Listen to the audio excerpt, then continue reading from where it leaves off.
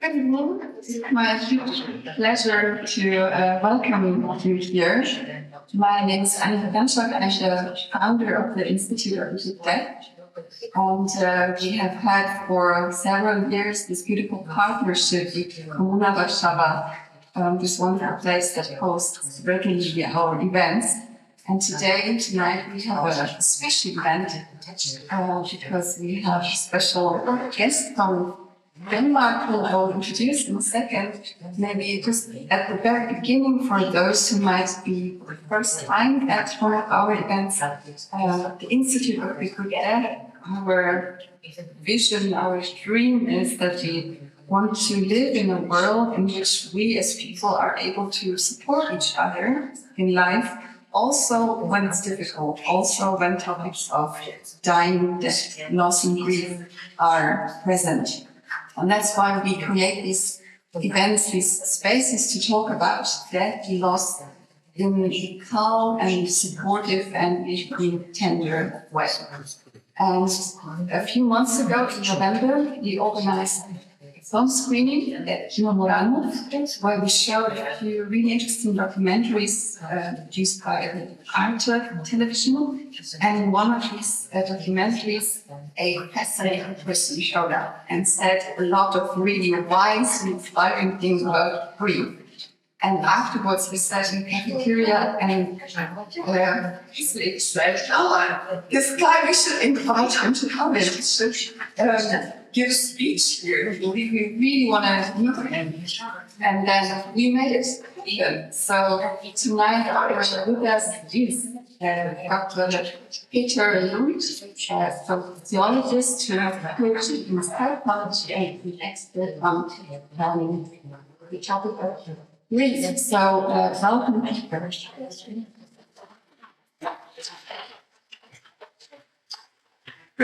Teatr will now have around 1 hour to share with us his perspective, his expertise, his point of view. Then we have a tiny break, and then afterwards we will be here together to discuss, and that will also be an opportunity for you to join the discussion and to ask questions. So, enjoy.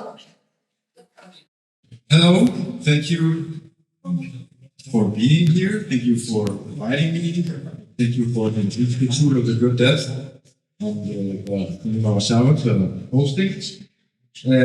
First of all, I'm sorry I'm not as big as I was on the movie screen. I'm a smaller person. But I'm very happy to be here. And what I'm going to be talking about today, well, if you like what I said in the documentary, this is going to be an extended version of that, which is going to be a long talk about what grief actually is, how it's tied to the social, and how we're in this day and age perhaps trying to solve grief in a not particularly helpful way. So first of all, I want to say that, as Anna already said, I'm a sociologist. I have a PhD in psychology, but I'm not a psychologist. I can't help you through grief. I can't cure anyone. I can't give you any psychotherapy. I'm not interested in those things necessarily either. I am a sociologist. Specifically, I am a critical theorist. So I'm interested in the social. I'm interested in how shifts and transformations in our culture afford us different understandings of everyday life, how we talk about things, how we experience things, what cultural conditions are we living under, and how do they afford us different ways of talking about and experiencing grief. How do the ways we talk about and treat grief now reflect broader or wider social transformations? Basically, the question is, what sort of lived experiences are available to us in the world we're inhabiting? A large part of it is going to be about this diagnosis, which is one of the newest answers we have to that question. So here's my agenda, which is basically in a really weird order, I can see. So the first question is who I am. because maybe I'm not legally obliged, but at least morally obliged to tell you something about the research project I was a part of and the institute and department I'm a part of as well. And then I'm going to talk a bit about grief from a socio-cultural perspective, which is basically this research project I was part of. And then I'm going to talk about what I call the problem with death and how this problem ties into grief and the social. And then the last part, which is probably going to be the hopefully most interesting part, is how grief can be viewed as a specific form of temporal experience and how the way we experience temporality today actually causes grief to be experienced as a pathology. If I'm talking too fast, it'll be way better. So who am I? As it's already been said, I'm a sociologist or a PhD in psychology. That means that what I basically do is I do sociology about psychology, which boils down to me most of the time criticizing how psychology works and what it's doing to us and how it's treating us. Right now, I'm actually not doing work on grief. I'm actually doing a postdoc where I'm looking at another very cheerful emotion, which is anxiety. Because I hasn't noticed, I'm always wearing black. So the person. So I really like doing research on really depressing stuff. To great joy for my family and wife. So, the reason this is important that I'm a sociologist, a PhD in psychology, is that my research is very sort of interdisciplinary. The research group I was part of was an interdisciplinary group. So, when I talk about these things, I'm talking about it from a variety of perspectives that are sociological, psychological, philosophical, and sometimes also just common sense. This is the research project that ran from 2015 to 2020, part of the Department of Psychology at Warsaw University, where I'm still hired, which was a big interdisciplinary research project where we investigated, well, basically the facets of this culture of grief. How do we understand grief in this day and age? When we talk about grief as being a natural phenomenon, is it a constructed phenomenon, is it a medical phenomenon, is it a psychological phenomenon, and so on.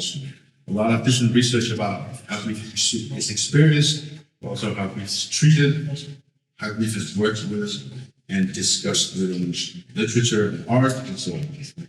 So if you're interested in any of the stuff I'm talking, try looking up this research project. And I wrote a dissertation called Grief as Disorder on the transformation of grief from existential emotion to pathological, really long sociological. Which basically is about how you have transformed grief from something that exists as a basic part of human existence to being a problem to treat medically. We treat it by psychiatric therapies and treatments and psychological as well. Again, I'm not legally obliged, but I'm morally obliged to tell you that this is the starting point for my research. The sort of idea that experiences loss and death are fundamental existential conditions. They cross historical, geographical, cultural borders. But the meaning ascribed to these experiences of loss are different in different cultures and in different cultural contexts. It goes all for practices and rituals, and the sub-projects, this is my project, will in a variety of ways investigate grief and suffering in the context of the current culture in Denmark. So you also have to keep in mind what I'm talking about. So this is a research project made in Denmark, but a lot of the points goes for most of the world. So it was about asking these fundamental questions about what grief even is, how we experience it, and what sort of possibility can we have for experience. So, first of all, this is a basic exercise. When I talk about grief, we have to be in agreement about what I'm talking about. Because grief is a word that has different meanings we apply it to a lot of different experiences, both within our everyday language, but also within academia. So we can talk about grief when people lose their pets. We talk about grief when people get divorced. We talk about it when they lose their money. And people laughing at this. It's true. There are research studies done that when hedge fund managers in the States lose their fortune, they have grief reactions.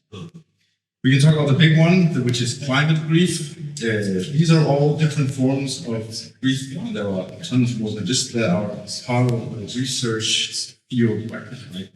But what I'm talking about, I am specifically only talking about grief in the way of death as permanent human absence.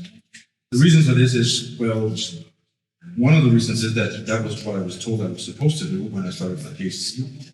But it's also what I wanted to do, and it's also because we might say that this form of grief, the experience of losing another individual, is in many ways the original form of grief. Losing pets, getting divorced, losing life, these are all new inventions. The foundational grief experience is the experience of losing people we love. The others are yours or inventions. So, what is the problem with death? I'm going to show you two quotes. They're separated by 2,300 years, but they say the same thing. Many of you probably know the version of this one. This is the curious letter to Menicius.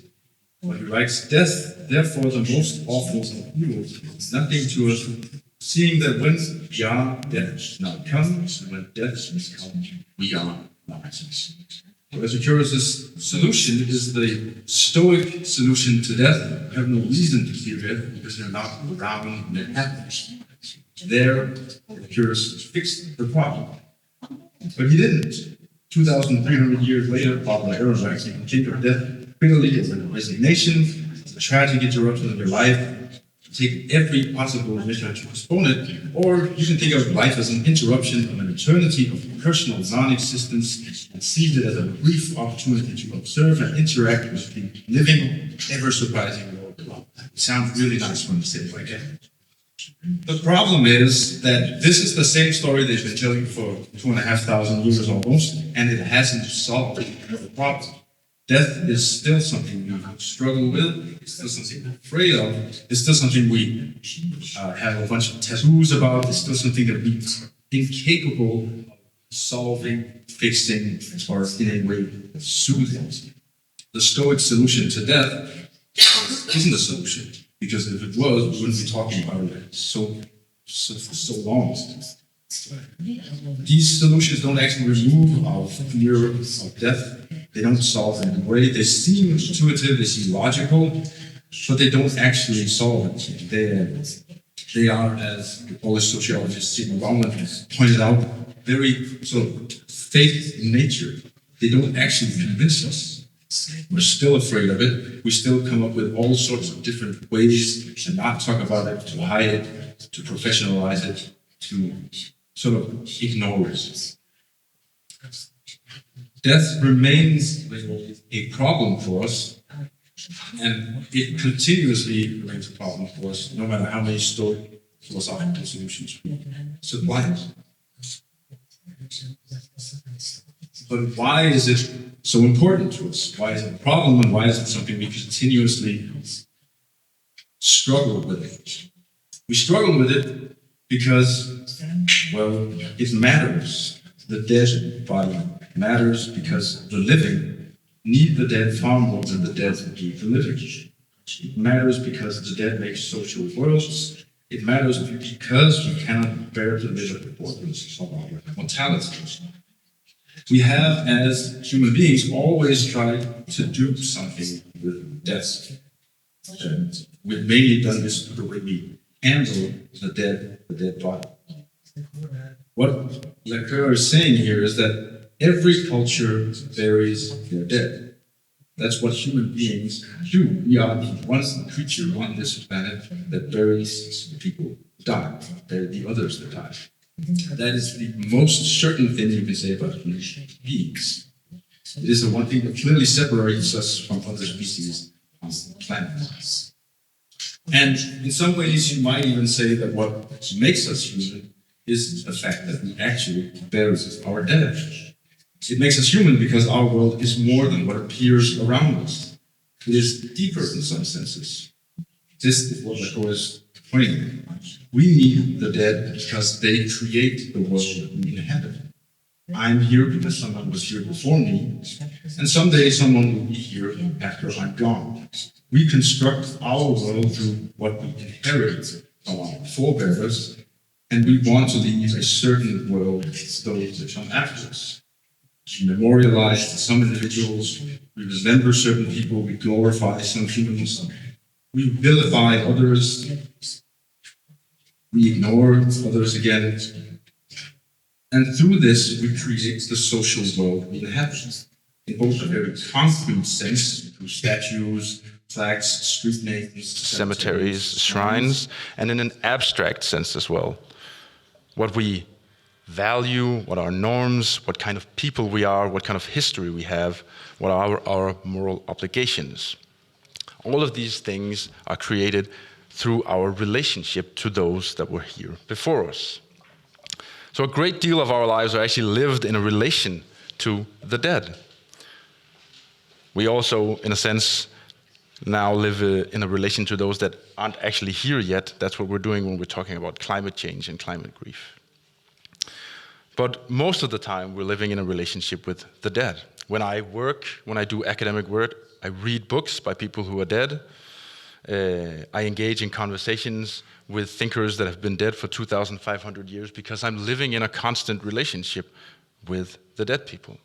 Our entire society is built literally and metaphorically on those that were here before us.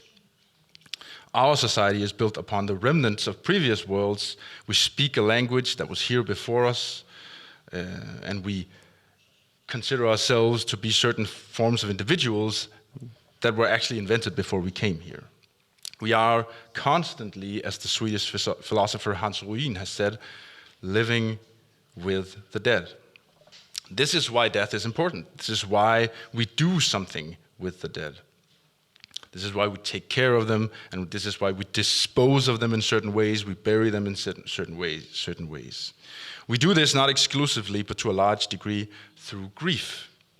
And how we feel about death, how we talk about it, how we practice it, are different forms of experiences of grief. We do not just let death pass by. We do something with it. We create or construct ways of handling them, we bury them, we cremate them, mummify them. We invent elaborate rituals, practices, and so on. They don't just disappear. We answer death and try to provide a frame of reference to understand and handle it through. Thus, when we are as sociologists, or when I am as a sociologist looking at death, I am studying ourselves.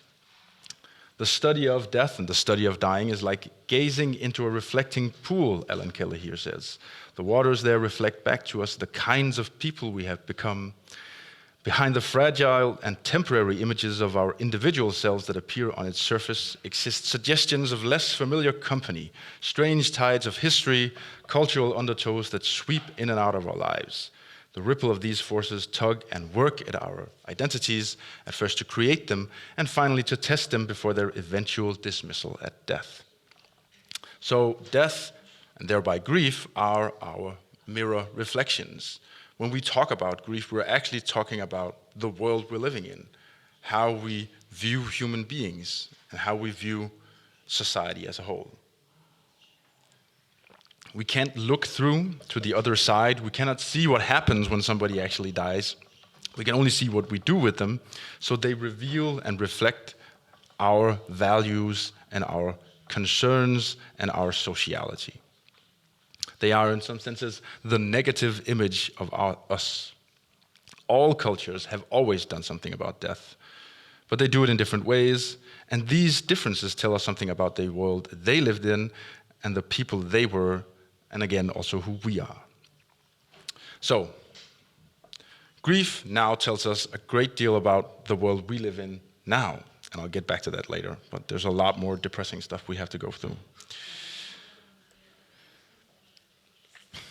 Why is it a problem? Again, I'm just quoting guys I really like here. Norbert Elias says, death is the problem of the living. Dead people have no problems. Of the many creatures on this earth that die, it is human beings alone for whom dying is a problem. They alone of all living beings know that they shall die. They alone can anticipate their own end. It is actually not death, but the knowledge of death that creates problems for us human beings. We do these things with the dead because death is a problem for us. It isn't a problem, as Elias says, for the dead people. They're gone. They don't care or have any problems. But we as living individuals, we as a society, need an answer to death. We need an answer to what we're going to do with all the memories, all the things left behind by those that have gone away. We need answers to the questions about how we should understand it and how we should relate to it. I'm going to skip this one because I have too many slides. That's also an academic handicap.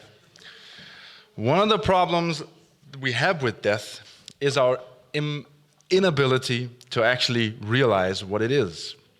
As good old Sigmund Freud said, it is indeed impossible to imagine our own death, and whenever we attempt to do so, we can perceive that we are, in fact, still present as a spectator. Death is scary. It is terrifying because we can't imagine being dead. Whenever you close your eyes and imagine being dead, you imagine yourself standing at your own grave. You imagine you standing at your own funeral. That means you're not dead. That means you're still there. You cannot imagine nothingness. Death is opaque. It is what Derrida has called an aporia. It is something that is characterized by its impossibility and its non-passage. It's something we cannot pass through consciously, but we still have to pass through. We cannot truly experience it. We can't imagine not being here, and when we try, as Freud said, we are still present. Our thoughts are, in many senses, characterized by a form of intentionality. They are always orientated towards something. But death is not something, it is nothing, and therefore it is completely impossible for us to imagine anything about it. It is a nothingness that our intentionality cannot orientate itself towards. That's what makes it frightening. But we don't live with this crippling fear like in our everyday lives. Its impossibility is also, conversely, what makes life possible. If we all ran around completely debilitated by the horizon of impossibility in front of us, we wouldn't be able to do anything. Because we can't imagine it, we can also live our lives mostly forgetful of death. That is both in many ways, psychological answer to why we can live our lives, but it is also a cultural answer. Our culture affords us the possibilities of living lives forgetful of death.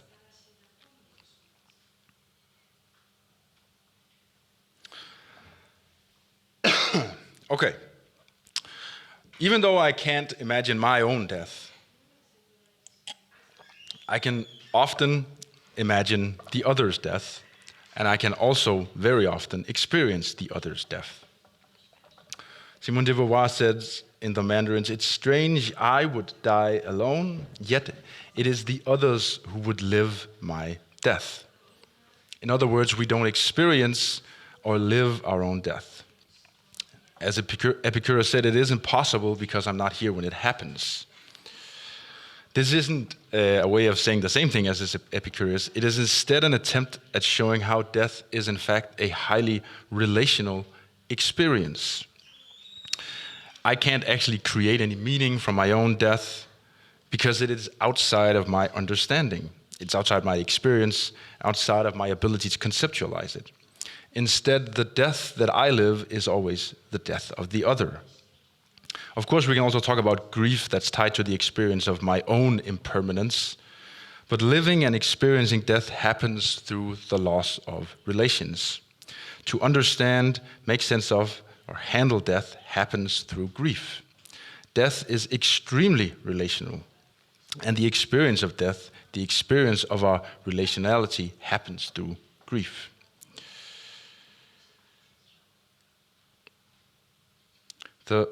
Therefore, the point is, and this is a quick and easy way to jump through all of the existentialists and around them and not saying that my death is what makes me an authentic being. That's what they would actually say. The point here is that no, your own death doesn't afford you any meaning, any authenticity, any sort of individuality, because death is always a relational experience. Grief is our primary relationship to death, and it is expressed through the rituals, practices, and to a large degree the norms we have about it. The way we handle the dead, the space we create for grief, the solutions we attempt to provide it are our cultural answers to the ultimate problem. Then what is it, this whole grief thing? Well, one of the ways we can talk about it is in a very basic sense. This is John Archer, an evolutionary psychologist. Grief, in its most basic form, represents an alarm reaction set off by a deficit signal in the behavioral system underlying attachment. The strength of the signal is likely to parallel to some extent the strength of the attachment.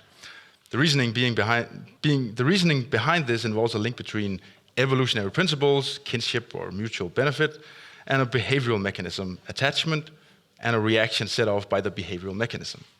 This is a very easy way to answer the question, what is grief? It just has to do with all of us being evolutionarily disposed towards it. These basic evolutionary explanations are, in a sense, right. We are individuals that are relational, we have attachments, we form them, and we lose them. And when we lose them, there is a neurological and biological response. But there's also more than this to grief, more than just attachment. In an explanation like Archer's, grief almost seems like a byproduct of attachment, an evolutionary surplus in some sense. But as Tony Walter has pointed out, grief is in fact counterintuitive in an evolutionary sense. If we stay within the realm of evolutionary psychology, grieved and spent a lot of time immobilized by your emotions, you would either starve to death or you would get eaten by lions. But we still do it. We still grieve, and it's more than just a byproduct. And we do this because grief is our confrontation with death, and it is through grief that I learn about mortality and impermanence. In fact, grief and the death of the other is more certain in many senses, or at least as certain as my own death. A completely different version of what grief is the very philosophical way of talking about it that Jacques Derrida has talked about it. So in Memoirs for Paul de Man, Jacques Derrida writes that to have a friend, to look at him, to follow him with your eyes, to admire him in friendship, is to know in a more intense way, already injured, always insistent, and more unforgettable, that one of the two of you will inevitably see the other die. Every friendship, every relation adheres to this law, this inevitability of impermanence. The only thing I know about another person, once I meet them, is that one of us is going to die before the other. Grief is baked into every single relationship we have. It's not just our primary relation to death. Instead, it is always already there in every relation we have and create. It is deeply embedded in all of our relations as an unavoidable fact. We are given over to each other through our conscious knowledge of the other's fragility. Grief shows us this deep relationality. As Judith Butler has pointed out in Precarious Lives, what grief displays is the thrall in which our relations with others hold us in ways that we cannot always recount or explain, in ways that often interrupt the self-conscious accounts of ourselves we might try to provide in ways that challenge the very notion of ourselves as autonomous and in control. Grief is what it means to be human. Because what it means to be human is to live in relation to other individuals, and these individuals are always going to die. You only know this about other people. This means, again, going back to the existentialists, that an authentic relation to death isn't constituted through mindness, but rather through otherness. Death enters the world for me not through my own timor mortis, but rather through my relation to the others dying, perhaps even my relation to the others' fear, which I try to assuage as best as I can. To exist as a human being is to be created, to be formed, to be brought into being by my relations, but it is also the experience of losing these relations, to live with my own impotence in the face of the death of the other, my inability to do anything about it or to fix it, to gain anything from it. Being human is being born into a world that receives me and creates me, myself being a result of my relations, and becoming aware of the loss of these relations. It is a lot more than just a byproduct of our attachments. It is what makes us humans. What has this got to do with sociology? Well, basically nothing so far. But, as I said, everything I said so far can actually tell us something about what it means to be a human and why grief is such an integral part of it. As I said, to be human is to grieve the loss of other people. And we often say that grief is the price we pay for love, but we might even say that grief is the price we pay for being human at all. I exist because of the others. My consciousness is a voice inside of me that calls out, but it is not my voice. My consciousness is the voice of the others talking to me, and these others will be lost. I grieve because I am human, a human that cannot exist without the others. Existence and loss are tied together. When I have conversations with myself, I'm having conversations with different people that I've formed relationships to through my life.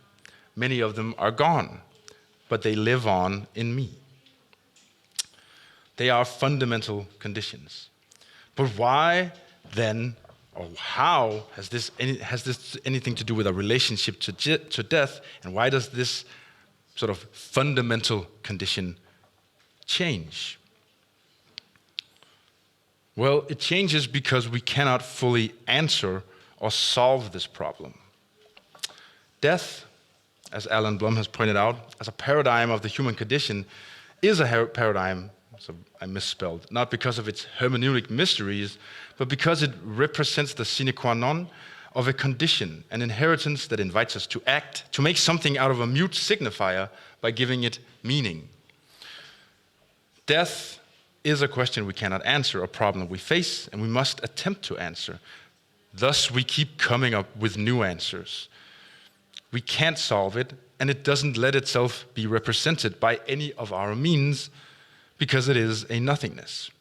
Through all of human history, death and grief have been empty canvases whereupon we have painted a vast number of understandings, interpretations, and explanations of them.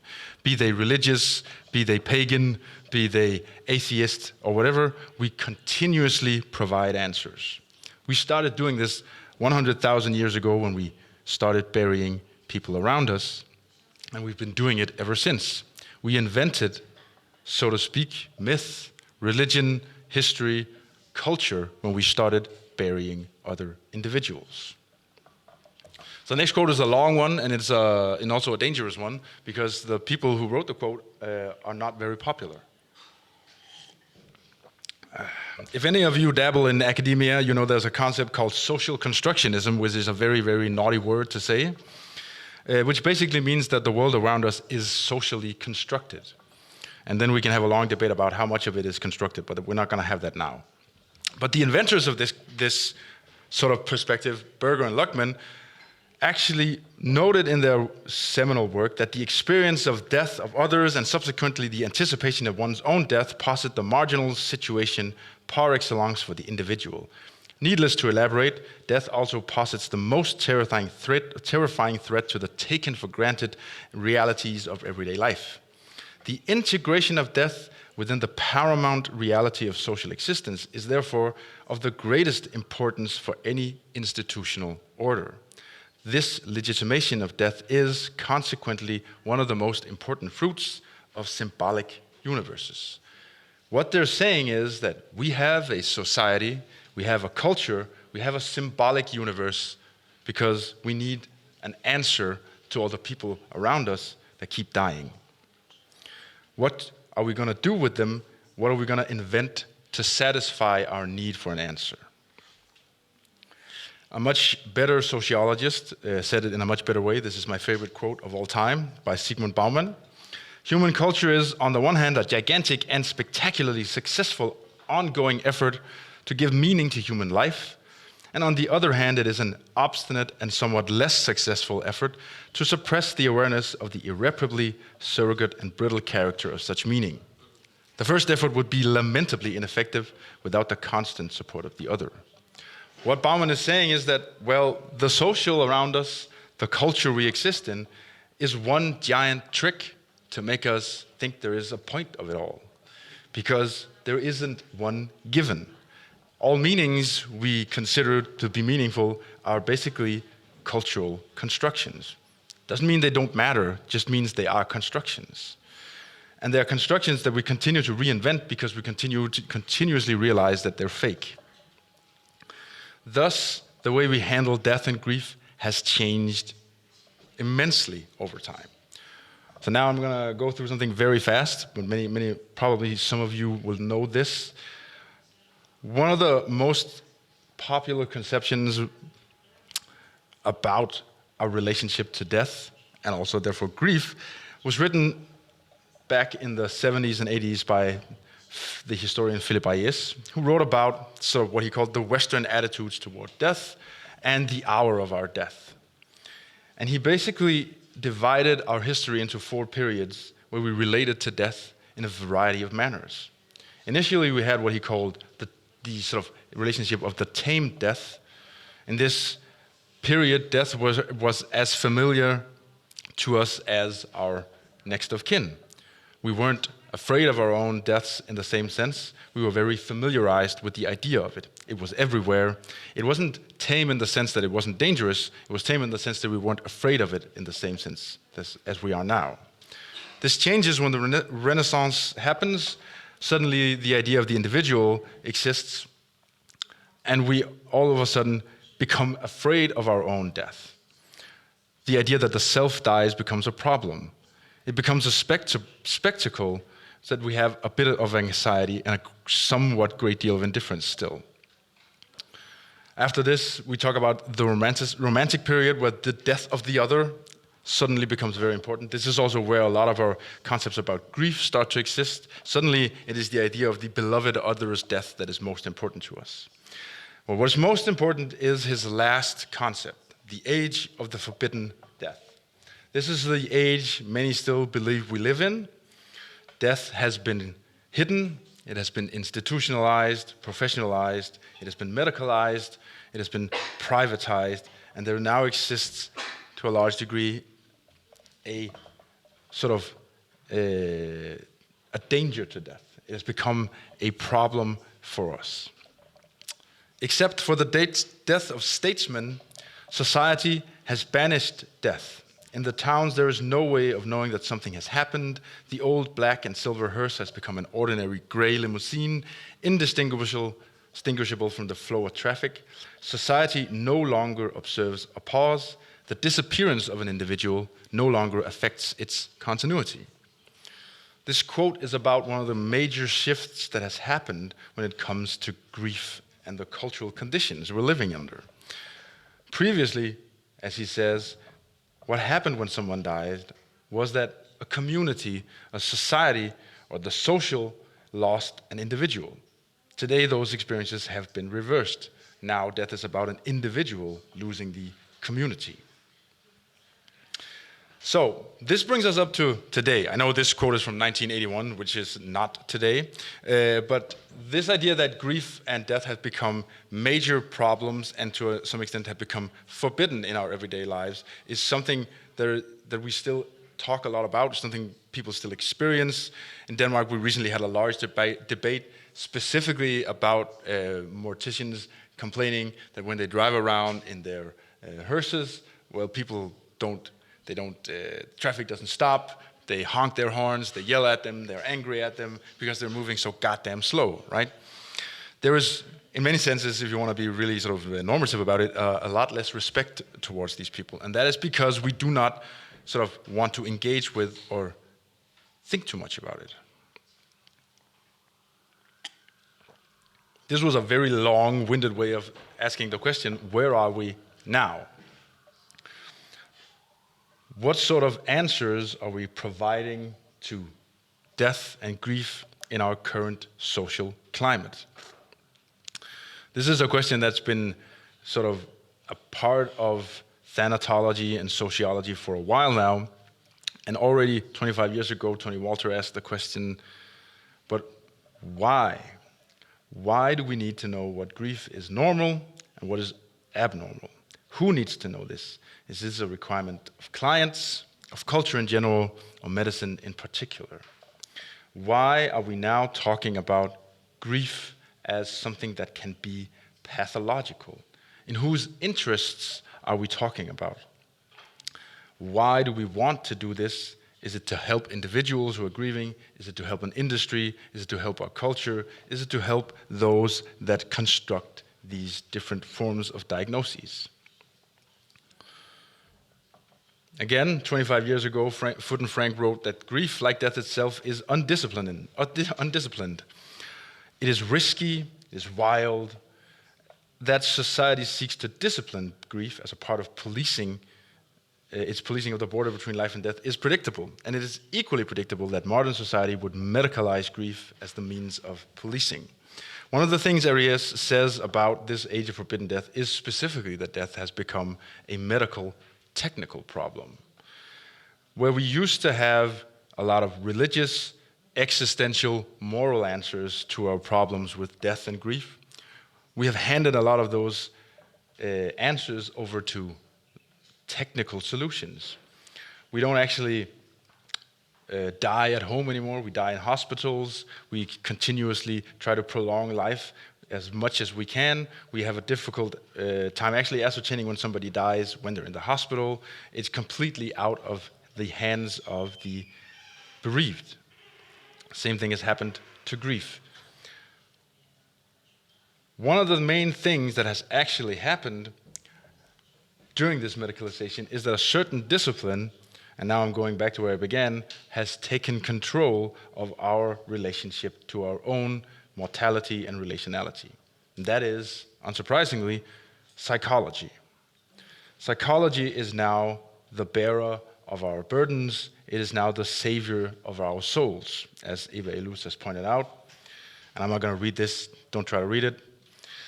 But what she basically says is that what has made psychologists so important to us is that, well, there was no one else around to provide an answer. As religion lost some of its sway over us, as we became increasingly secularized, and I know there's a difference between how secularized we are, but at least religion has lost a lot of its power. There was a certain discipline that was ready to take over, to be the savior of our souls, and that was psychology. This particular discipline now is the one that supplies us with different answers to our problems. So really a rounding way of saying that psychology has become our new religion. A very short history of grief as a pathology, and I'm still not going to go through all of it, and this is just my version of the story, right? This is the, in many senses, path grief has taken during the last 107 years to end up where it is today. So in 1917, our good friend Sigmund Freud wrote a text called Trauer und Melancholie, which was the first sort of psychological text that dealt specifically with mourning. It was psychoanalytical, but still. He was the first one to actually say anything psychologically valuable about grief, but he also said that grief should not be within the realm of psychology. We should leave the grieving individuals alone. What he was more interested in was melancholy, which was sort of a proto-depression he thought of. But what he did invent in 1917, Freud, was the idea of grief work. That grief is something that we work through, that we should come out of on the other side as another or better person. Basically what Freud says, that when you lose someone, your libidinal energy has no way to orientate itself. The object of your love is lost. And the grief work is about reorientating your energies towards a new object. So just find someone else to love. He sets the tone in 1917 for a lot of psychoanalysts, Abraham Deutsch, Klein, to work, follow in his footsteps to talk about different forms of grief. The main thing happens when Erich Lindemann in 1944 actually says, well, Freud was onto something, but he was also wrong. Of course, grief should be a psychological phenomenon. It should be our realm.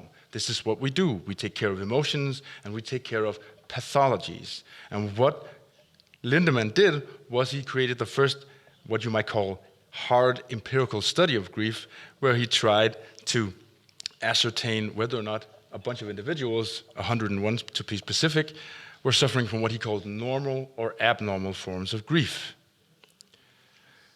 This is the first study that actually says concretely that there are versions of grief that develop problematically or pathologically. And it's also the first study to say that this is the job of psychiatry. We're supposed to save these individuals. This is our job now, it's not the job of religion. What happens afterwards with Bowlby, Parks, and the one name you probably all know, Kübler-Ross, is that the idea of grief as grief work, as phases, as passages you have to work through, is what takes hold in the wake of Lindemann. What Elisabeth Kübler-Ross is famous for is writing a book called The Art of Dying, where she studies how individuals sort of react when they're told they're terminal. So first of all, maybe you all know them. If you do, hum along or clap your hands. Denial, anger, negotiation, depression, accept. The phase model sets out the idea that grief work is supposed to end with you accepting the loss. Basically, she's saying the same thing as Freud, she's just not saying it within psychoanalysis, right? She's just putting more phases into it. This is the dominating way people still think about their phases. And what is important about this phase thinking is that within this realm of sort of conceptualization of grief, you can do this wrong. You can skip a phase, you can do it in the wrong order, you can end up not accepting the loss, which means, again, there's something wrong with your grief. The Class and Ströber and Schutt are sort of variants that try to go against this phase thinking. They aren't important for us. Now, what's important are the last 3 points, Pridgerson, the DSM-5, and the ICD-11. Harley Pridgerson was a sociologist, she's still a sociologist, is a sociologist who who worked at a center for bereavement-related depression. And while she was working there as a PhD student, they did what you might call what they do call a pharmacological dissection. That is when your psychiatrist gives you a pill, and then he sees how you react, and through that reaction, he figures out what's wrong with you. That's how many of our psychiatric diagnoses have been invented. If you didn't know that, sleep well on that. This is how we actually find out and identify that things are wrong with people within psychiatry. So what Pridgerson found out was that a bunch of these individuals at the center didn't react to the SSR medication, the antidepressants. Well, she thought, then they can't be suffering from bereavement-related depression. They must be suffering from something else. And then she set out, she spent almost 20 years trying to figure out what was wrong with these people, and she ended up in 2019 with the concept of prolonged grief disorder, which is a specific psychiatric diagnosis that you can sort of be diagnosed with if your grief is outside of the realms of what they have defined as normal. 2013, this diagnosis shows up in the DSM, so that is the American Psychiatric Association's diagnostic manual, as a diagnosis in their appendix, which basically means that the DSM said, we're not certain that there is enough evidence. What happened was that 5 years later, the ICD-11, which is WHO's diagnosis manual, said, we think it's a real disorder, so we're going to put it in our manual, and then the DSM were real busy putting it in their manual as well. So now we actually have, it looks like two different diagnoses because they had different names, but it is the same thing. So in the DSM, we have a diagnosis called persistent complex bereavement disorder, and in the ICD-11, we have a disorder called prolonged grief disorder. The whole point of showing you this is that when you see something like this, it is intuitive to think that this is nice. This is a nice linear scientific progress where we become more and more clever. We learn more and more about the human individual, about pathologies and grief. But in reality, a lot of these stories are something else. As Kurt Danziger had said about diagnoses in general, is that the coming and going of such categories is not a story of a mirror to nature that yields ever more accurate reflections, but a much more mundane story of social interests, everyday practices, and human preoccupations. What he's basically saying is that most of the psychiatric diagnoses we get and we give people are inventions. They're inventions that maybe actually correspond to something in reality, but they are also very much created by economic interests. They are created by professional disagreements, and so on and so on. As Iona Heath has said, the problem is that a toxic combination of vested interests and good intentions produces continual pressure to extend the range of abnormal, shifting the demarcation point further into the territory previously considered normal.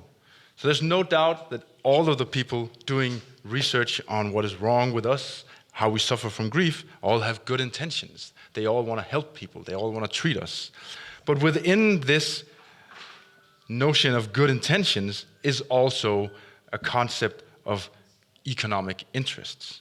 Somebody is going to make money off of this. Somebody is going to invent the medicine that treats prolonged grief disorder. Somebody is going to find the most efficient treatment for treating it, and then they're going to sell it. That is how we've done with every single other psychiatric diagnosis. We're also going to do it with this one. And if you don't believe me, I can tell you that they're already doing drug trials right now.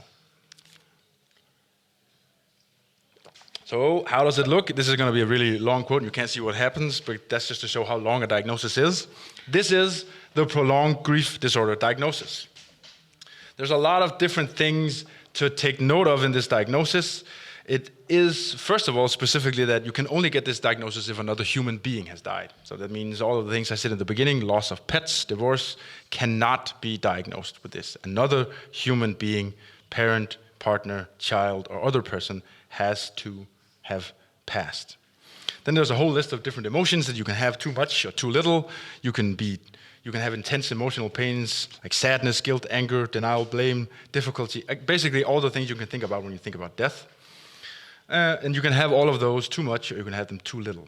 What is most interesting for me in this diagnosis is in the middle, it suddenly says the grief response has persisted for an atypically long period of time following the loss, brackets, more than 6 months at a minimum.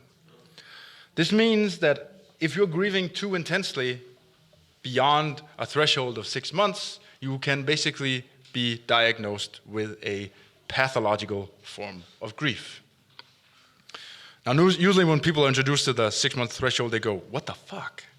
Because most people intuitively don't think that, well, I'm not done grieving after 6 months.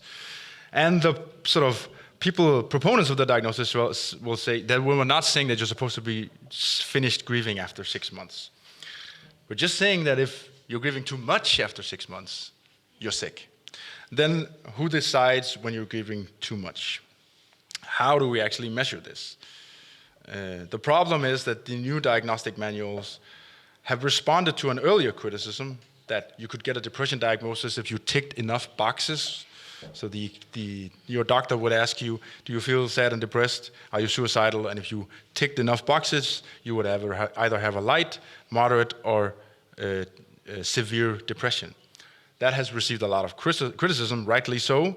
So their solution has been to remove all the counting and just say, well, whoever's diagnosing you can just sort of figure it out. They specifically say that it is only grief reactions that have persisted for longer periods that are within, and this is the kicker, right, normative period of grieving, giving the person's cultural, religious context, and so on. They should be viewed as normal bereavements. Basically, this is a very imprecise diagnosis about a very, very, very important thing. It is a diagnosis that says that can be interpreted in a variety of ways. Whose cultural norms are the ones we're adhering to when you're being diagnosed? Is it the patients? Is it the cultures? Is it the doctors? A lot of really annoying questions to ask this diagnosis.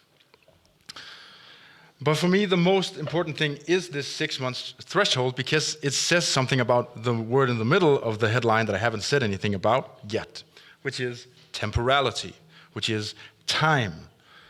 Why is it at 6 months that we decide this threshold should be? And it has moved while they were creating the diagnosis. It has been 3 months, it's been 12 months, it's been 10 months, and they all sort of agreed on 6 months as a compromise. But what I would argue is that this specific temporal threshold has something to do with our own experience of time in everyday life. So I've said a bunch about grief and how that's what makes us human, but one of the other things that makes us human is our experience of being in time. As the great Merleau-Ponty said, I did not choose to come into the world, yet once I am born, time flows through me, whatever I do. Human beings are time. We experience the world through our experience of the passing of time. Humans are made up of time. Our consciousness is in time and it is of time. All of our lives are experienced as different forms of temporalities. And I'm not talking about objective clock time. I'm talking about how you experience time. That's why while you're sitting here and you're thinking this is boring, time is slow. If you think it's interesting, time is fast. When you're out having fun, you experience temporality in another way. Even more interesting is that there is a very certain form of temporality tied to grief. As Denise Riley has written a book about called Time Lived Without Its Flow. What happens when we grieve is that we suffer from a rupture in our experience of temporality. Our time ceases to exist. We do not experience time the way we usually do. This is why when you talk about people when they lose, they often say things like, when he or she died, time slowed down. Everything was in slow motion. The world passed by me much faster. Everything just rushed past me. These are not metaphors. These are concrete, lived experiences of a broken temporality. Grief is, much like humans, bound to temporality. It is a certain temporal experience.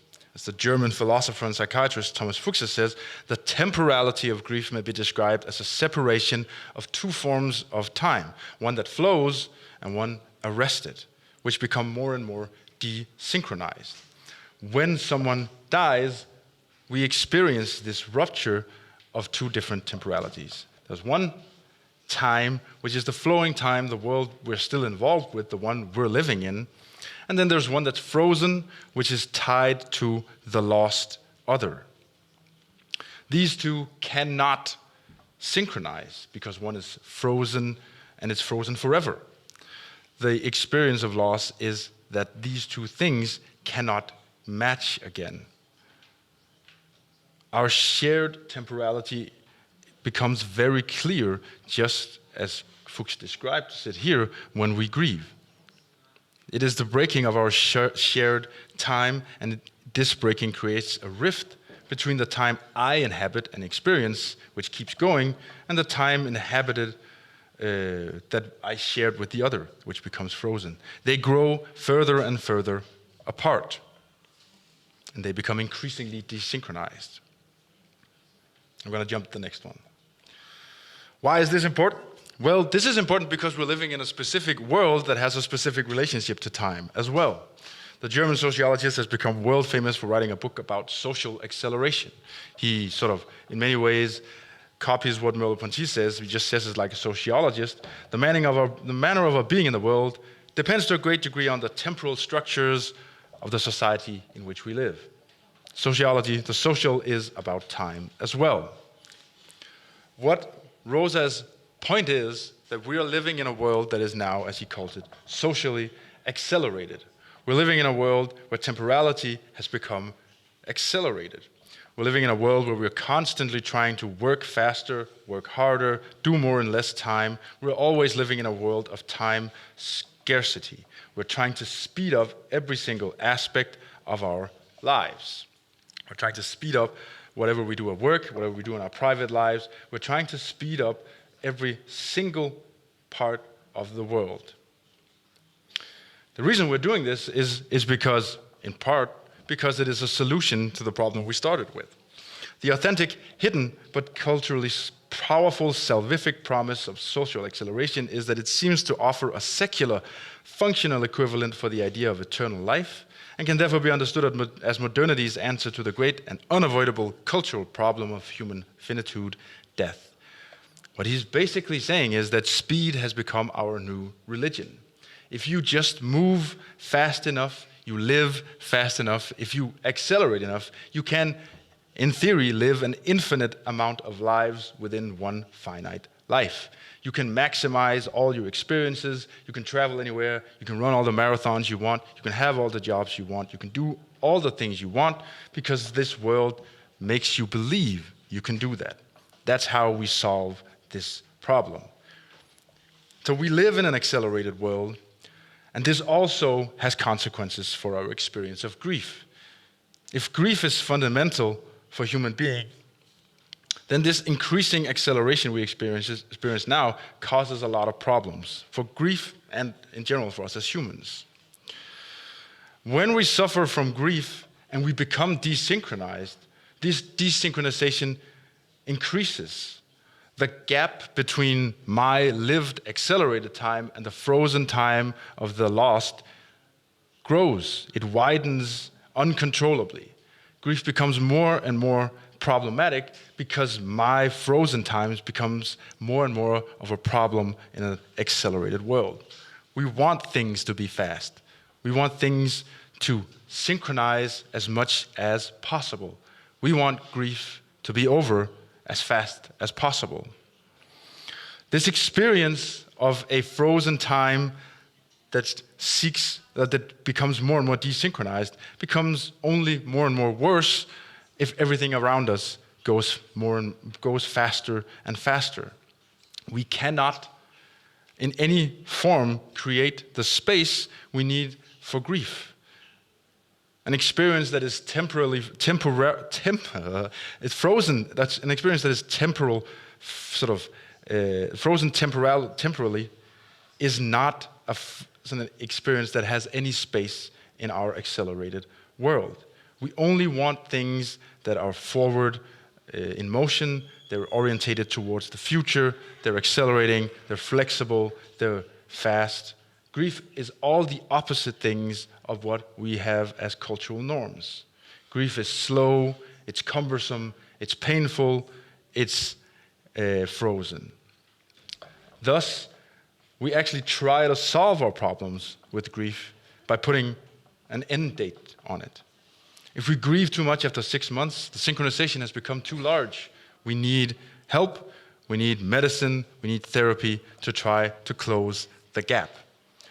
This explains the diagnosis in one sense, but it also explains why individuals actually want the diagnosis. Because believe it or not, if we question people who have lost, a large part of them would actually welcome having a diagnosis.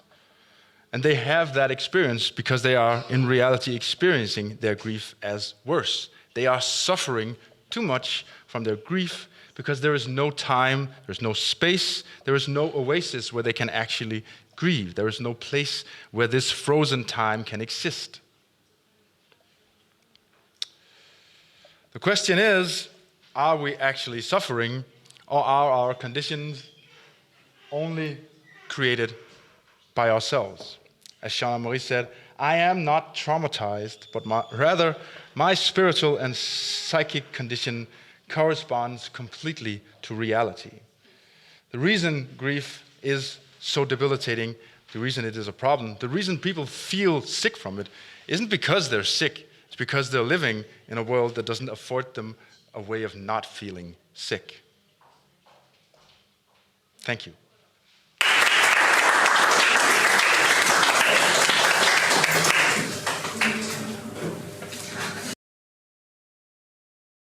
Thank you so much. Thank you. For this really inspiring talk. There's a lot of aspects I would like to investigate further. So I have a few questions for Peter, but I also really invite you to participate and to ask questions or to maybe share some reflections that came up. And you can do that in English. Ale możecie też po polsku. You can also ask in Polish, and I will translate, so that's not a problem. The first topic that I would like to talk about with a little bit more is this whole concept of normality, like this idea that something is normal or not normal anymore, like, or that there are types of grief that are normal and such that are not. And it very much resonates with me because I meet this idea constantly in my work. As a grief counselor working with grieving people, they come to me and explain what they're going through. They describe their feelings, their thoughts, their behavior, and then they look at me with these big eyes and ask me, but is this normal? Like, am I okay? Is this still okay? And the same question I often get from journalists who ask me, like, when is the border crossed when somebody should be treated, or when this is so serious that there should be some intervention. So let's talk a bit more about this whole concept of normality, especially in terms of grief. Yes. First of all, it's a very big question. so depending on your perspective, what counts as normal, the concept of normality is very difficult to actually sort of be very precise about. Because you could basically say that the whole idea that something is normal is just something we've made up. The whole idea that there is a certain form of behaving, certain way of grieving that fits within the realm of what we consider normal. Normal is just something like that we've invented. It isn't a new thing that we're doing. I think this is an unavoidable part of living in a culture.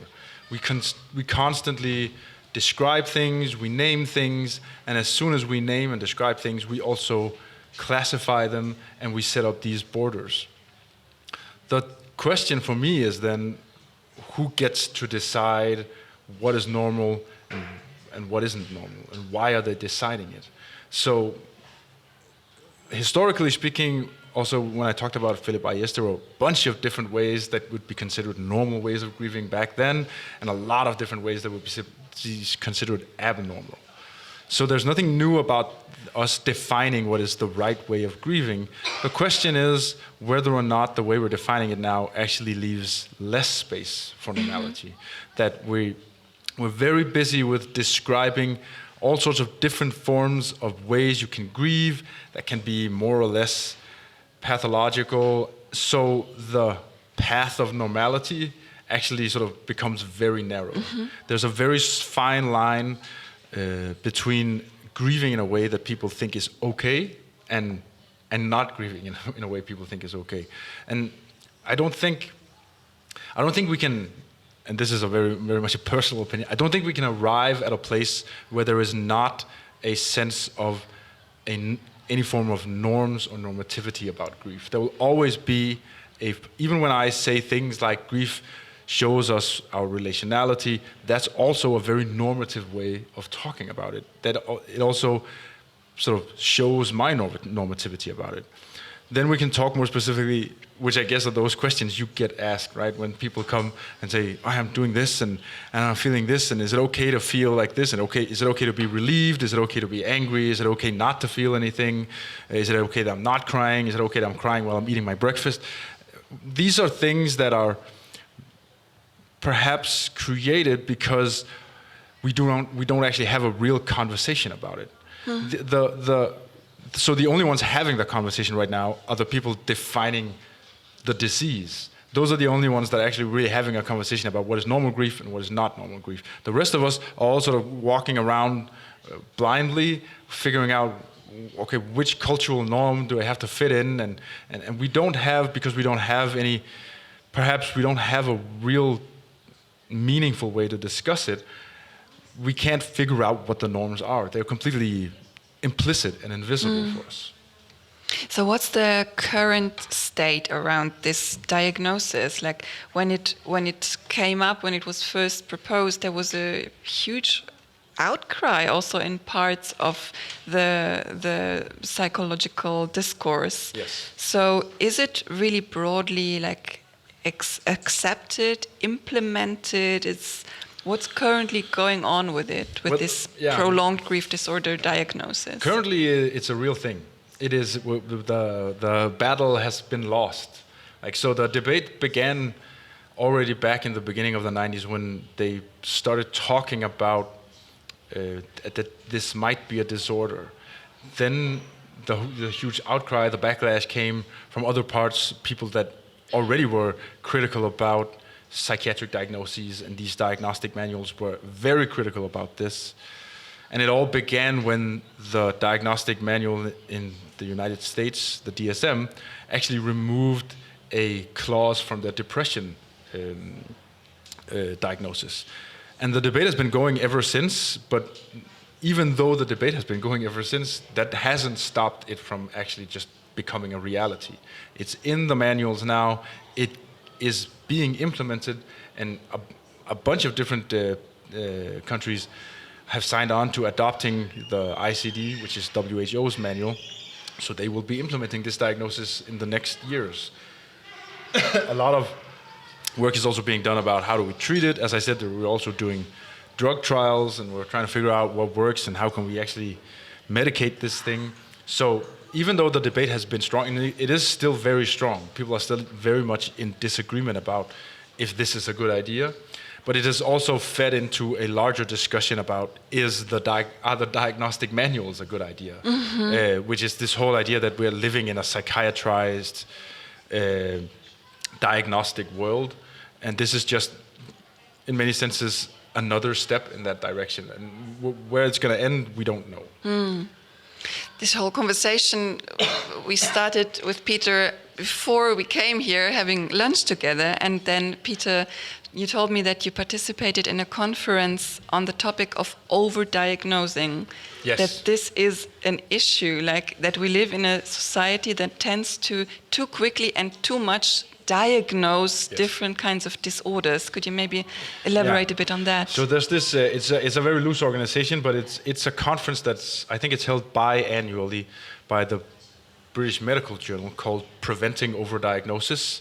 And the whole concept of the conference is that you have general practitioners, you have psychologists, you have psychiatrists that have an interest in diagnoses and this over-detection and over-diagnostification. That meet and discuss and talk about how do we over-detect different forms of psychiatric diagnosis? How do we over-treat different mental illnesses? How do we why do we medicalize so many different aspects of our psyche? But there's also a huge part of the conference which is about medical and somatic problems. Like, why do we over-detect different forms of cancer? Why do we operate people that might not need operations and stuff?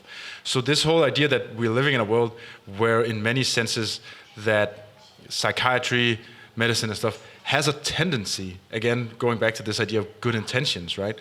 Has a tendency to actually over-detect and over-treat and over-diagnose. This is a discussion that started back in the 70s with people like Sars and Illich and Foucault. This idea that, well, modern medicine has in fact become the main ideology, right? That is the way we understand, and it's their very sort of harsh critique was that modern medicine isn't actually out to help people, it's just out to keep itself alive, right? And it does that by over-detecting and over-treating. I don't think it's that bad, but there is definitely a sense that we have very much a tendency to want to fix things constantly. We want to treat them, we want to minimize pain, we want to minimize unpleasantness, we want to minimize illness, and that is in many senses a good thing. It's nice that I get to grow old and die a peaceful death and not die of tuberculosis as a 22-year-old. But in many senses it's also a problem because maybe we have gone a bit too far with it. Yeah, for me, I associate this very much with the urge to control. In a world that's so overwhelming, Yes. diagnosing is maybe a way that gives us a feeling of, control. Yes, I think I also mentioned him in the talk. So this German sociologist Hartmut Rosa has talked a lot about where we're living in a world that's socially accelerated. But one of the ways we make this happen is actually that we have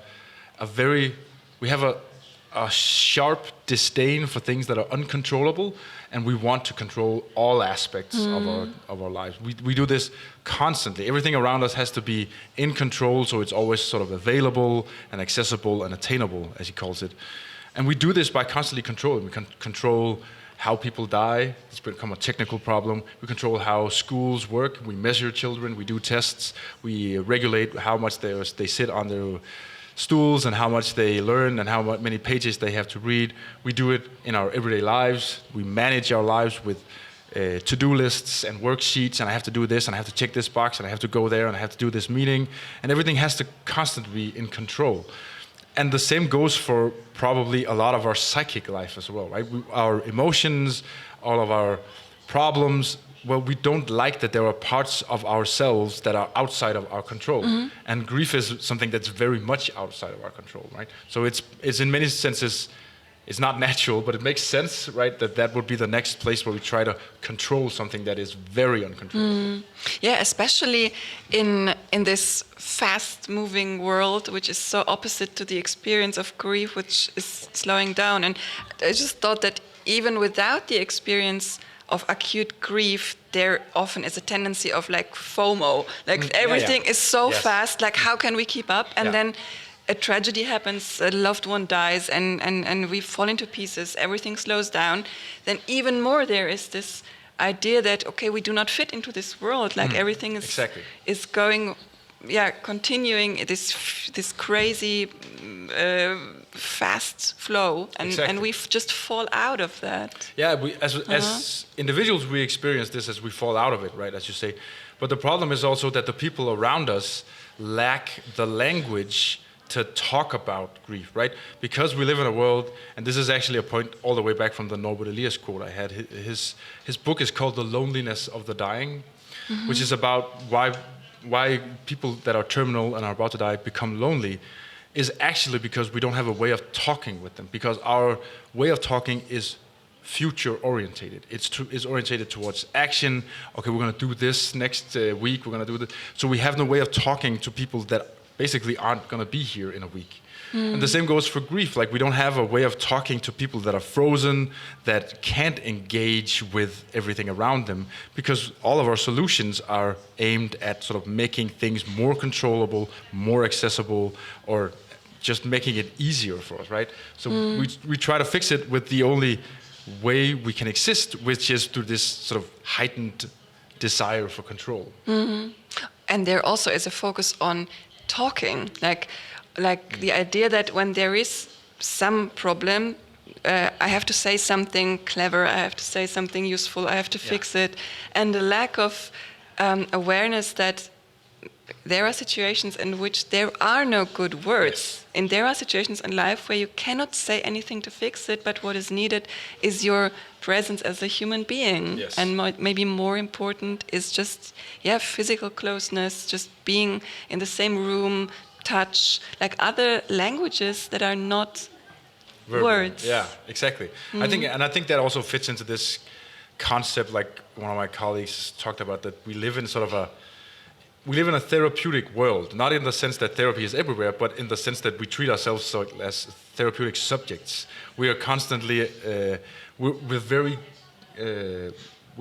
adept at doing what we're doing right now, which is talking, and we're taught from we're very small that we should verbalize our emotions, we should verbalize what we want and what we don't want. If our children are angry, we tell them, just tell me what is wrong, or can you try to tell me why you're angry? So we constantly demand people also talk narratively about themselves. So we have identities that are constructed around this idea that we constantly are interviewed by people, right? So we can't. That's when someone is sad, we want to fix them and we want to get them to talk, and we want them to tell us what's wrong, so we can tell them how we feel about it. And that's a big part of the problem as well.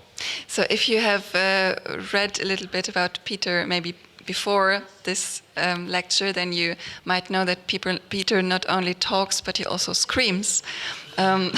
So I would like to talk a little bit about your other field of work, or yes, it is definitely work. Yeah, it is definitely work. So music. Yes. And you're a vocalist and a screamer. Yes. How is the subject of grief present in this part of your work? I think it's probably the most integral part of what I do when I write music, because, as you say, we're so accustomed to talking about things, but when I write music with my band or bands, most of the time what we're trying to do is to create a space where language is unnecessary, right? So we talk through other means, we talk through a sense of resonance, we talk through a sense of cohesion, we talk through rhythm, we talk through melodies, or the lack of melodies in some senses. And I think for me it's just another way of engaging with these things that I find both interesting but also very difficult. Mm-hmm. It opens up a different way of experiencing them and sort of navigating them, negotiating them, that is outside of this, like we're talking about, this narrative therapeutic structure, right? Which instead lets me, in many senses, like turn my insides out, mm-hmm. which is what I'm basically trying to do when I'm writing music, when I'm screaming, is try to turn my insides out and sort of in another way than trying to verbalize them. I think that's a big part of it. So this aspect that you mentioned, that in contemporary time, there is actually no time and no space for grief. So where can we find or create spaces for grief? Is art maybe a direction? I think, and I'm always very careful about it, because I think art is part of the solution, but I'm also very, very, very careful with saying that art is the solution, because what makes art great is that it doesn't have a goal. It's not goal orientated. It's not useful. Mm-hmm. That's what makes it amazing. Art is great because it isn't actually caught up in trying to figure out what is the outcome of this, how can I sell this, how can I benefit from this. It's counterproductive. And that's what makes it worth doing and worth engaging with. So I think part of this is creating some sort of spaces for a better way of experiencing, or different way of experiencing and engaging with grief, and art can be part of that.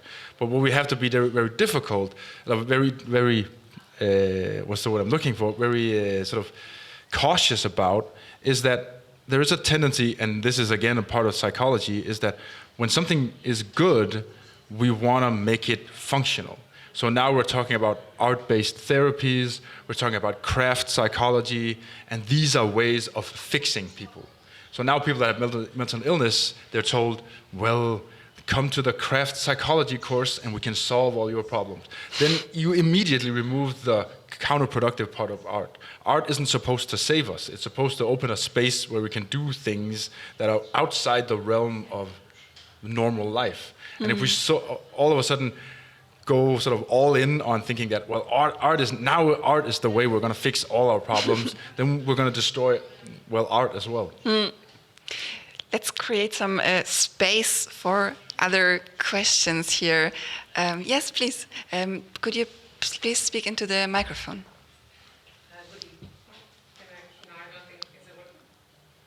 Oh.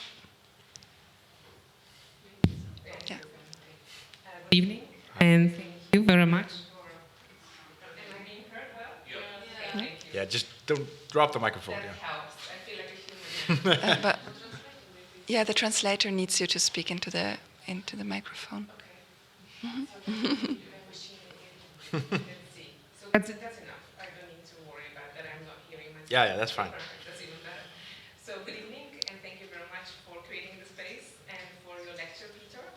And actually for reminding me how pharma is skilled in creating and meeting the needs. But what made me really think and wonder during your speech is what are other areas, since grief, I understood from your speech, it has become commodified, right? Something. What are the other areas apart from pharma that are also benefited from it? And especially how the role of the doula as a profession that also appeared around DSM-4 and is evolving, fits into the picture, and whether that still helps as it meant to help, or is it also adding to the problem? Yeah. That's a very good question. I think definitely there are other areas as well that's outside psychiatry and outside sort of pharmacological treatment that is a part of this problem. A way of answering it is going, I'm going to answer it like a roundabout way, but what we often talk about when we talk about thanatology and one of the problems that has happened with our relationship to death is this idea that it has been professionalized.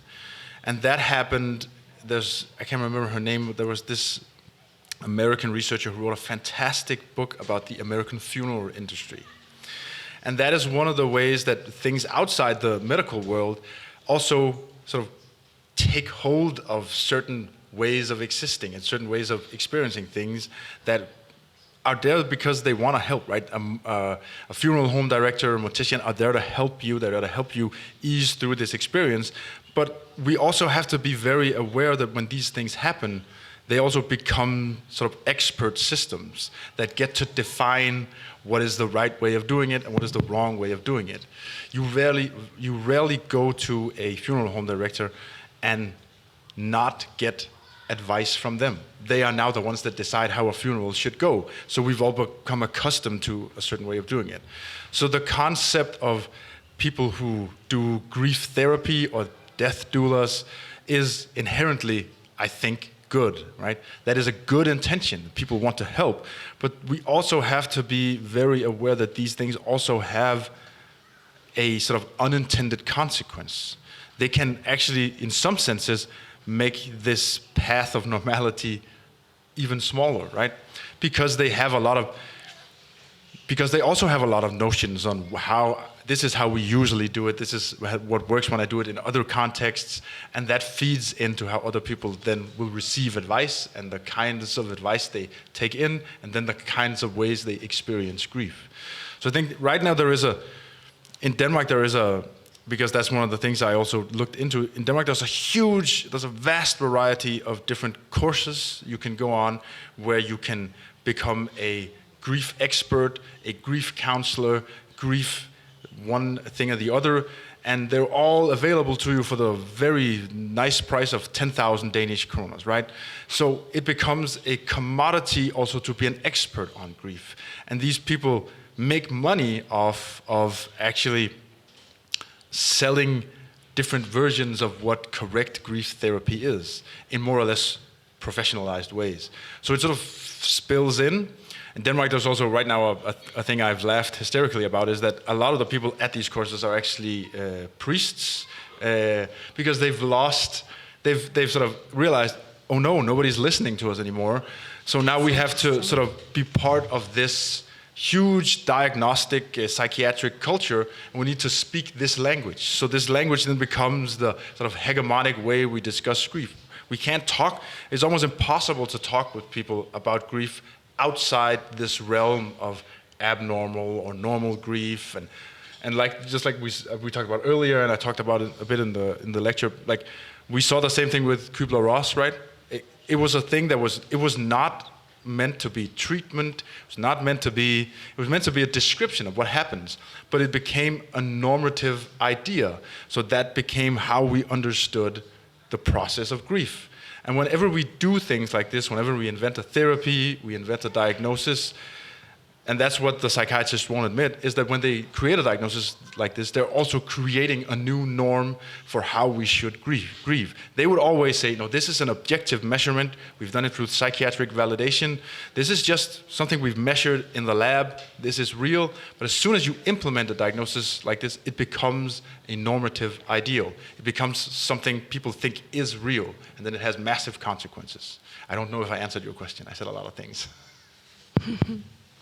That's really interesting. Maybe I'll just say a few words, like from my perspective from Germany, because there I observed over the last years that there are, on the one side, there is psychiatrists and psychologists with different, like, fixed models and ideas, and the whole grief counseling movement came up as a kind of counter movement to this. Yes. So the grief counseling movement in Germany, the people who work in this field, they usually have like a broad knowledge of a variety Yes. of different models, but not as an instruction, not as the end of a conversation, but as the starting point of a conversation. Yeah. Having this attitude, look, this person speaks about 5 stages. This person speaks about 4 tasks. Here is a model of oscillation. What do you think about it? Yeah. How do Yes. you like it? What would you change? What would you add? What would be your approach? And I think this way of using Yes. models and theories is really great. Like, it's not that models and theories are bad in themselves, No. but it's the way how we use them. If we use them like as a directive or as a starting point Yes. to find our own way in them. Yeah, exactly. Yeah. If there are ways of keeping a conversation open and going, they make sense. If there are ways of sort of controlling a conversation or directing a conversation, it's a problem, right? And it's like the grief counseling movement in Germany. Like, we saw the same thing with the hospice movement in the UK right back in the day. That was also a very specific answer to this idea of the professionalized, medicalized death. They wanted people not to be trapped in a hospital and not being told they were going to die. They wanted actually to be a specific place that was meant to help them die, right? So there, it's not that I'm not necessarily saying that everything is bad, though I often say that, but a lot of things are bad, right? But what we always have to be aware of, and that's also my job because I am a sort of critical sociologist, are all of these things that we don't necessarily notice when we try to do, all of these unintended consequences that all of our actions and all of our ways of communicating things actually bring with them. There was a question. Yes, Peter, hi. We already had a brief exchange on margins break, and while you talked a lot about the medicalization, I am also curious about the political aspects. So I understand it as, you talked about grief as a collective experience, something we should think about collectively, not as experience, not only as a feeling that we experience individually, but as a relational phenomenon. And speaking about grief collectively, I'm curious about how authorities politicize it in a way that when we experience a death of a statesman, like now in Iran, for example, that many of us are reading about, the president and the minister of foreign affairs have died. We have a politically imposed, stately imposed from above, a period of grief on an entire collective, on an entire group of people, on an entire nation even. I would be curious about your thoughts on that, and maybe you could elaborate on this. Yeah.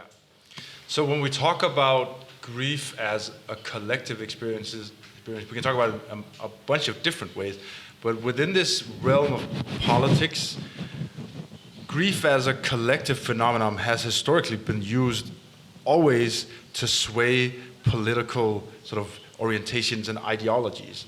The best example, the most acute example, is if you go to Normandy in France, there are two different graveyards. There's one for the Americans, and then there's one for the Germans. If you visit them right next to each other, you'll have a very clear concept of how grief sometimes can be a good thing and a space that collectively creates a narrative of a heroic sort of nation, i.e. the Americans.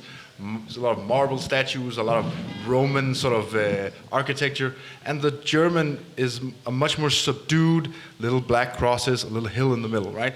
The grieving process of the defeated, right? Of the evil. The same thing goes, like you said, with Iran now, we've seen it. I have some of my colleagues from the Grief Project did research on things like the 9/11 memorial, how that is a space for collective grief and how people interpret such a space depending on how it looks. They also did the same thing actually at the grave of Franco in Spain, which is a highly politicized space for collective grief. One of the big debates is, should we keep this because we have a bunch of neo-Nazis and fascists that use it as a place to congregate and to sort of grieve the loss of their favorite fascist, right? And that creates coherence for them, it creates community. So this idea of politicizing grief and also in some senses weaponizing it happens constantly, right? We have narratives about how some individuals that die are more worth our grief than others. They are often more worth our grief because they are supposed to remind us of ourselves. Like I said in the break, Judith Butler has written a book called Precarious Lives, which they wrote it in the wake of 9/11. And the whole idea is that, well, Butler develops this concept of grievability. And what they say is that what counts as a human being is whether or not they are grievable. So if we can grieve over a person, then they are a person. If we don't grieve over them, they don't count as human beings. And they use this to say that, well, what happened in the wake of 9/11 was that American sort of, the United States nation, as a nation, collectively grieved their own lives. The loss of the people that reminded them of themselves. White, sort of well-educated Americans, those were the people we grieved. Everyone else that lived on the other side of the Atlantic in the Middle East, that didn't look like them, that had a false god, they did not count as grievable lives. They did not talk about them as casualties. They talked about them as like insurgents, terrorists. They brought it on themselves and stuff. Their lives were not grievable. So this idea that grief is a highly politicized, at least when we talk about it collectively, is something that constantly happens around us. It also constantly happens when we take a walk through our parks. What statues do we have in our parks? What statues do we have on our streets? Who are they named after? Is it a bunch of white colonial men? Are there any female statues? Are there any statues left of Stalin? Are there any statues left of Mao? All of these things are ways of politicizing collective grief, using it in certain manners. Yes, please. Będę potrzebowała tłumacza? Tak, ja chętnie tłumaczę. Pani, super.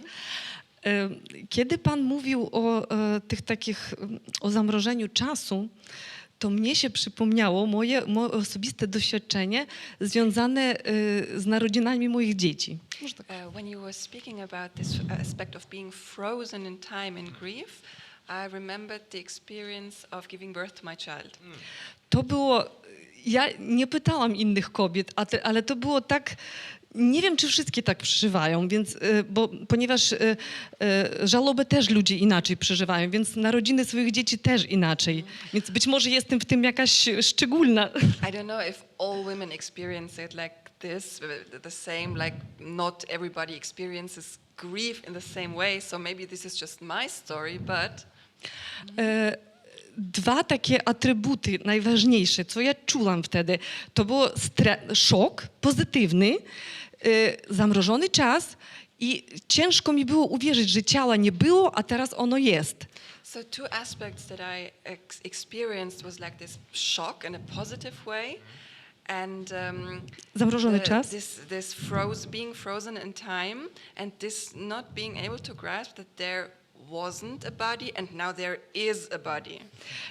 Wydaje, tak raz jak Pan o tym mówił, mnie się wydaje, że to jest lustrzane odbicie tego, co się dzieje, kiedy ktoś umiera, że było ciało i go nie ma i zamrożony czas jest też. So this seems to me like a mirror image of what happens at the end of life, that there was a body and now there isn't any longer. Znaczy, ciężko mi powiedzieć, czy ja jestem empatą. Ja am empath. Not empathic, but empath. It's something more. I'm an empathic person. Not empathic, but empath. It's a noun, empath. Yeah, an It's empath. somebody who feel another. I ciężko mi powiedzieć, czy ja po prostu szczytywałam to ze swoich dzieci, czy oni to czuli, że im było ciężko ciężko aklimatyzować się do czasu, z tej jakby nieskończoności przejście w skończoność. Czy to było moje uczucie, czy ja tak to przeżywałam, czy ja po prostu szczytywałam to ze swoich dzieci? Nie jestem pewna, czy dobrze to zrozumiałam. Znaczy, I will try, and you will help me. It's difficult to me to understand if I felt it from my children or it was my own feeling. I felt like it is difficult to transit from infinity to finiteness. It is difficult and to experience body. So I'm going to try to answer this as well as I can. First of all, there is a fantastic book written by a philosopher called Anne O'Byrne, who's written a book called Natality and Finitude. And one of the things she says is that the problem with death studies is that it's been written by men. So the only thing they can focus on is the fact that they're going to die. They have no experience of giving birth, and they can't remember their own birth. And she actually says that equally important to our way of being in the world is how we come into it, right? The fact of sort of being born is at least as important as the fact that we're going to leave. Tak, i teraz tak rozumiem, że to trzeba cyklicznie, to jest cykl, to są dwie strony tego samego. So you have to look at it as a cycle, like two sides of the same story. Same process. Yeah. We have two transitions. Exactly, and I think that's part of the argument she makes in the book is exactly that we need to look more at the experience of natality, of being born, of giving birth, because that is as much a rupture or as much a sort of break in our lives as when someone around us dies, right? Bringing life into the world is equally important and equally sort of Disturbing. Yeah, disturbing as it is actually losing life, right? There's also a fantastic book by a philosopher called Lisa Beritza, who's written a book called what's it called? It's called something about I can't remember now. I just gifted it to one of my friends because he had a baby.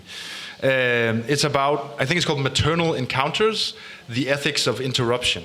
So it's about how it is to be a person, specifically a woman, and going from being one person to being more than one person to sort of all of a sudden being two people, and how this is experienced specifically as an interruption of your flow of being in the world, and why this specific rupture and this specific sense of interruption is important. It's important to look at because I think one of the things if we try to frame it within this frozen time experience is that, well, there is still a sort of desynchronization between two different ways of being in the world, right?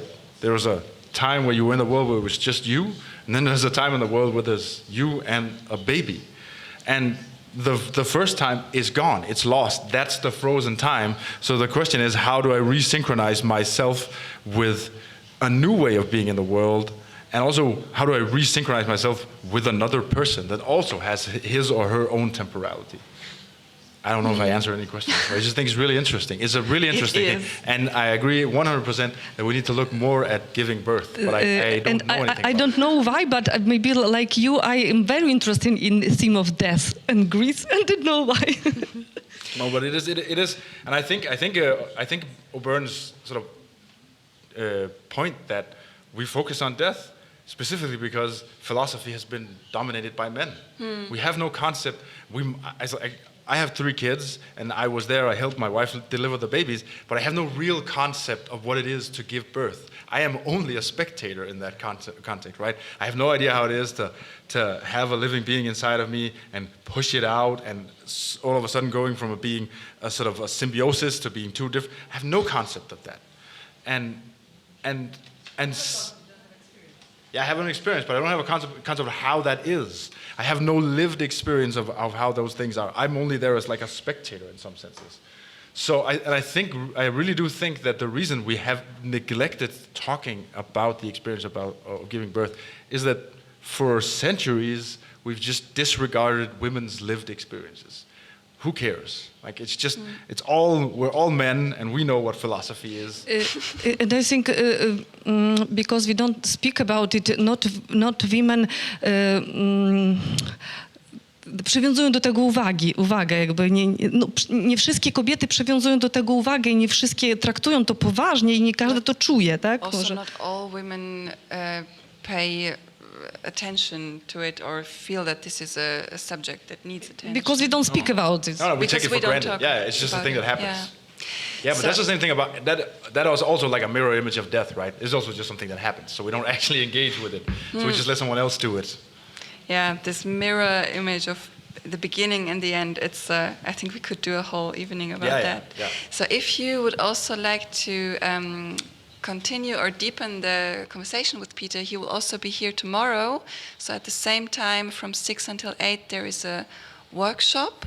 There are still a few free slots, so you can sign up through the website of the Institute if you want. Maybe could you say a few words, like what can we expect? Like what are we going to do tomorrow? Yeah, tomorrow is a very experimental because I've never done a workshop before in my life. But also what I'm doing tomorrow is also a bit selfish, because one of the things I'm really interested in nowadays is, like we already talked about art. I'm really interested in sort of this concept that also is developed by Hartmut Rosa about resonance. It's like what we need in our everyday lives. What the problem is that for us is that we're unable to have resonant relationships to anything.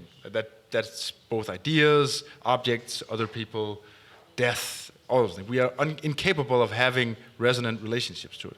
But one of the places where those things might happen are in art. So I want to talk a bit about what sort of people...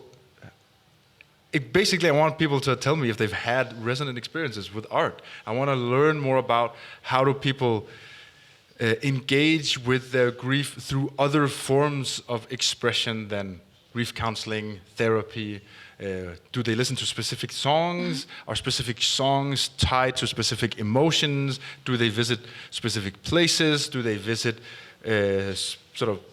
do they watch specific movies and art? And I made a small slideshow with examples of things I find really interesting, and also examples of how like YouTube music videos become communities where people share their grief experiences. Like if there are some certain songs that in many ways encapsulate these grieving experiences, and it's fun. It's really interesting to see how comment sections suddenly become places where people tell their stories. So I heard this song and I listened to it once a week, and every time I listen to it, I think about how I lost my mom, how I lost my son, and there are countless examples of this. And that's what I want to talk about. Again, literature, music, art, how these can create spaces for grief. I'm very much looking forward to that. Maybe one last question. And also, we can continue on the corridor if you want, or two. Two last questions. Yeah. It's very short. I just wanted to ask where your interest came in grieving sociology. It's personal, sorry, but... No, it's fine. It's a good question. I think okay, this is gonna be. How do I tell this story without making it like a story about me? I think so. I'm married to a woman who is the polar opposite of me. So she does a lot of theater work. She does children's theater. She's a very happy person. One of the main problems with, and also probably one of the main strengths of our relationship, is that we are polar opposites. So she's happy, she's open-minded. I'm not just wearing black because I'm giving a lecture. I only always wear black because I'm always depressed. In some sense, I'm a melancholic person. And I think as soon as I began studying sociology, I was very quick to meet a professor at the institute, who we jokingly call him Dr. Death. So he's the big thanatologist in Denmark. And I very quickly became very interested in his work. And he sort of taught me a bunch about basically all of the sort of foundational ideas I have about death, society. All of my references to Zygmunt Bauman are from him. And then I think when I started doing this PhD, it was in some ways a happy accident, right? Because I finished writing my master's, and then the PhD position opened up, and they looked for a PhD that could do a critical sociological analysis of death and grief. And I said, well, those are all of my favorite things. and then I applied, and then I was lucky enough to get the job. I think for me, it is. I'm constantly interested in death and grief, also sometimes maybe in an unhealthy way, because I have suffered when I was younger from sort of a lot of anxiety about death. I've been extremely anxious when I was a child. I've been extremely anxious while I was a teenager. I've been a drug addict for several years, so I've also been close to dying a bunch of times. I've had a bunch of friends die. So this is like a psychoanalysis, and I can't speak anymore. I'm doing a psychoanalytic therapy on myself. So I think a lot of my experiences have just sort of sent me down this path. I'm interested in I think the main sort of thing I describe myself as when I meet people is that I'm just basically interested in suffering, right? I'm interested in why it exists, how we talk about it, how we can alleviate it, how the conditions we're living under make it worse or better for people. Thank you. I jeszcze pani miała Postaram bardzo krótko. Just a short question. Zrozumiałam, że to, co pan mówił o tych 6 miesiącach, to mówił pan w ujęciu polemicznym. To znaczy, wspominamy cały czas o tym, że nie ma norm w żałobie, że żałoba, każda żałoba ma swoje normy. So the question is about this 6-month term, because we speak all the time about this idea that grief has actually no norms. Yes. Yeah? Czy w związku z tym pan jakby polemizuje z tym zdaniem? Dobrze to zrozumiałam? Dlatego, że ja spotkałam się z takim magicznym terminem roku, bo ja akurat jestem po stracie męża i słyszałam, że rok to jest taki magiczny. So what's your attitude to these 6 months? It's like a polemic way to talk about grief, because I have often met the concept of 1 year, that 1 year is the limit of healthy grief. Co mi się wydaje jakby bzdurne stawianie takich granic. So it seems so this idea of having a time limit of 1 year seems completely idiotic, and 6 months even less. Yeah, so, even more idiotic. Even more, yes. there are different ways to approach the question. If you ask the people who have developed the diagnosis, the answer is that the 6 month threshold is about when you measure the severity of someone's grief reaction with this prolonged grief disorder questionnaire that they developed. They can tell that if the severity is above a certain level after 6 months, statistically speaking, they know that it won't be less in 12 months. That's their answer, right? Mm-hmm. But at the same time, there has been a lot of back and forth about should it be 3 months, should it be 6 months, should it be 12 months? And again, the question also boils down to what are we actually measuring when we're measuring these things, right? In some senses, it is also a question, and I'm being very careful with this word, it's also a question of faith. Do we have faith in these psychiatric diagnoses? Do we actually believe that we can measure things like emotions and we can measure things like grief? If you believe that, this idea of a 6 month threshold makes perfect sense, because you can just measure, okay, you have too many emotions and they won't go away. Statistically, I can test this. I can do a regression analysis and I can see that statistically speaking, you will still feel this way in 6 months. But the problem is that there are a bunch of problems with it. One of the problems is also that, well, most people won't be given a questionnaire when they are diagnosed with this. They will go to a psychiatrist, they will go to their general practitioner, and he will look at this diagnosis, and then he will assess whether or not you're feeling it too much or not. So when it becomes an assessment question like that and not something we're measuring, it becomes even more imprecise in many senses, right? Then there's also the question of, well, as I talked about, as soon as we implement this, we create a new sort of normative way of dealing with grief. Suddenly, the boundaries of whether or not something is too much or too little change. That's what happens when you describe something. When you describe something, you actually change what it is. So when you call something grief, or you actually bring into existence through the talking about it something as like pathological grief, it becomes a real thing because people believe it, and it changes the way they view their own grief, it changes how they experience their grief, it changes how they look at themselves when they're grieving. Before this diagnosis existed, nobody asked, am I grieving too much? Am I feeling, not in the pathological sense, right? But as soon as this became a thing that you can suffer from as a psychiatric diagnosis, people will ask the question, well, am I worthy of a diagnosis? Am I sick because of this? That's the new question that comes when you implement the diagnosis. Generally, it's just the age-old truism that, well, sort of rainy weather wasn't a problem before you invented the umbrella, right? So this has become a problem because we've invented the problem in some senses, right?